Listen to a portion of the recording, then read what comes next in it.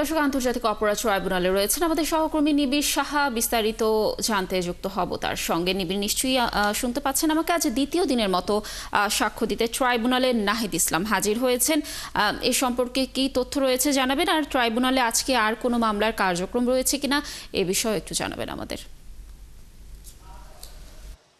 লাবণী, জুলাই আগস্টে যে বাংলাদেশে যে গণহত্যা ঘটে এবং যে গণ অভ্যুত্থানের যে হত্যাকাণ্ডগুলো হয় সেগুলোতে কিন্তু আসলে মানবতা বিরোধী অপরাধের বিচার এবং শেখ হাসিনার বিরুদ্ধে সাক্ষ্য দিতে কিন্তু আমরা যেমনটি দেখছি যে এনসিপির আহ্বায়ক নাহিদ ইসলাম তিনি কিন্তু 10টার দিকে ট্রাইব্যুনালে আসেন এবং এখন তিনি এই যে আন্তর্জাতিক অপরাধ ট্রাইব্যুনালে প্রবেশ করছেন এবং অল্প কিছুক্ষণের মধ্যেই হয়তোবা এই যে পরবর্তী যে কার্যক্রম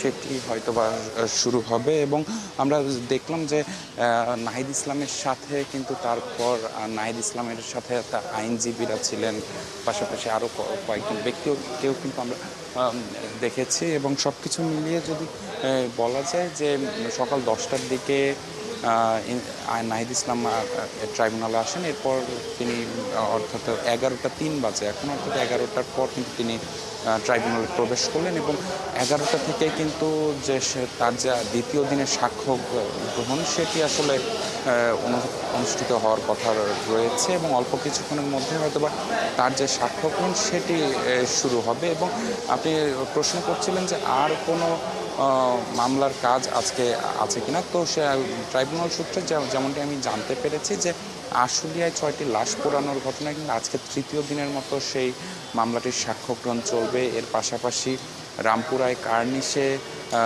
2 জনকে গুলি করে হত্যার ঘটনায় সাবেক ডিএমপি কমিশনার হাবিবুর রহমান সহ